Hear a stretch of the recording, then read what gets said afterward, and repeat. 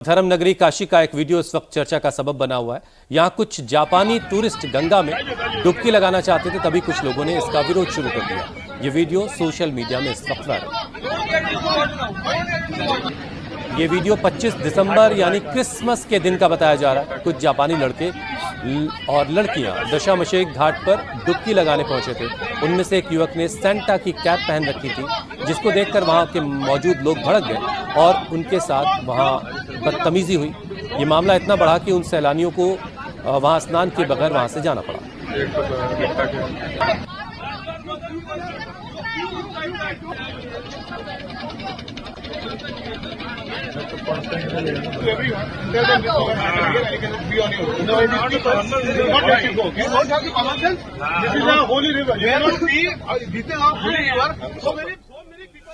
ये लोग दरअसल डुबकी लगाने की तैयारी कर रहे थे, तभी लोगों ने उन्हें रोक दिया, डांट डपट करने लगे। सेंटा कैप की वजह से उन जापानी सैलानियों का विरोध किया गया। काफी देर तक कहासुनी भी होती रही और आखिरकार इन सैलानियों को वहां से भगा दिया गया। इस मामले में पुलिस का कहना यह है कि दोनों पक्षों में कंफ्यूजन हो गया था, जिससे दूर किया गया। हालांकि यहाँ कोई कंफ्यूजन तो नहीं दिखाई दे रहा है, साफ साफ दिखाई दे रहा है ये टूरिस्ट सेंटा कैप के साथ डुबकी लगाना चाहते थे, तभी उन्होंने कैप पहन रखी थी।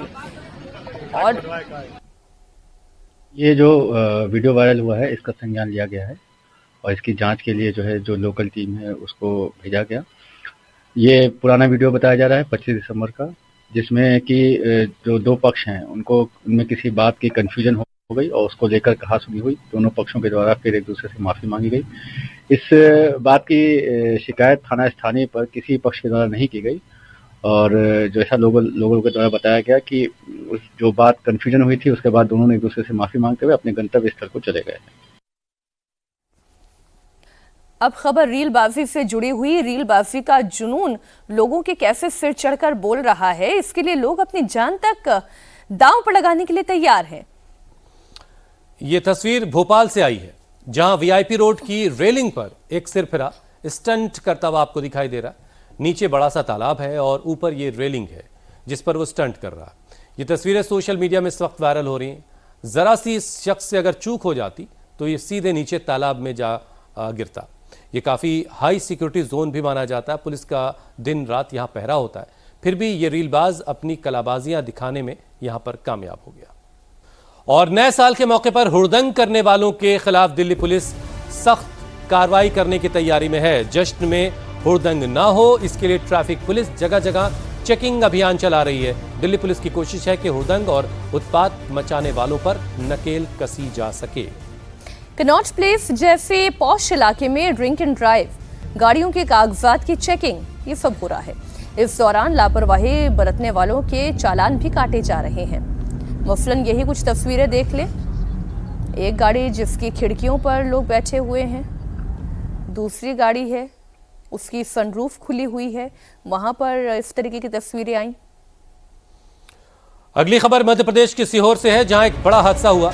बाइक से जा रहे एक शख्स के पास अचानक जोरदार धमाका हुआ, जिसमें उसकी मौके पर ही मौत हो गई। धमाका इतना जोरदार था कि बाइक के परखच्चे उड़ गए। ब्लास्ट के बाद आसपास के इलाके में अफरा तफरी मच गई। लोगों के मुताबिक बाइक सवार कुएं में ब्लास्टिंग का काम करता है, यानी कुएं को खोदने के लिए जो ब्लास्ट किया जाता है उसके लिए ब्लास्ट का मटेरियल वो लेकर के जा रहा था। उसके पास बड़ी मात्रा में डेटोनेटर थे, लेकिन रास्ते में ही डेटोनेटर में ब्लास्ट हो गया, जिसकी वजह से उसकी खुद की जान चली गई। खबर उत्तर प्रदेश के मुरादाबाद में उस समय सड़क पर बवाल मच गया जब दो गुट आपस में भिड़ गए। दोनों तरफ से दनादन लात घूंसे चलने लगे। जिसे जो मिला उसने सामने वाले पर उसी से हमला कर दिया। बहुत देर तक दोनों पक्षों के बीच में ऐसे ही हाथापाई होती रही। बीच बचाव करने के लिए महिलाएं पहुंची, तब कहीं जाकर ऐसी उम्मीद की जा रही थी कि शायद महिलाओं के बीच बचाव करने पर मामला शांत हो जाए, लेकिन तब भी ये मारपीट नहीं रुकी। और अगली बड़ी खबर उत्तर प्रदेश के रामपुर से है, जहां नैनीताल हाईवे पर दर्दनाक हादसा हुआ। हाईवे पर अचानक एक ट्रक बोलेरो के ऊपर पलट गया। ट्रक के नीचे दबने से बोलेरो के ड्राइवर की मौके पर ही मौत हो गई। बोलेरो पर उत्तर प्रदेश सरकार लिखा हुआ था। ये ट्रक देखिए आप, बोलेरो गाड़ी के ऊपर पलट गया और ड्राइवर की मौके पर ही वो तो गनीमत ये है कि इसमें भूसा ही भरा था, कोई हैवी लोडेड ट्रक होता तो और बुरी हालत होती। लेकिन बोलेरो में का जो ड्राइवर है उसकी इस हादसे में मौत हो गई है।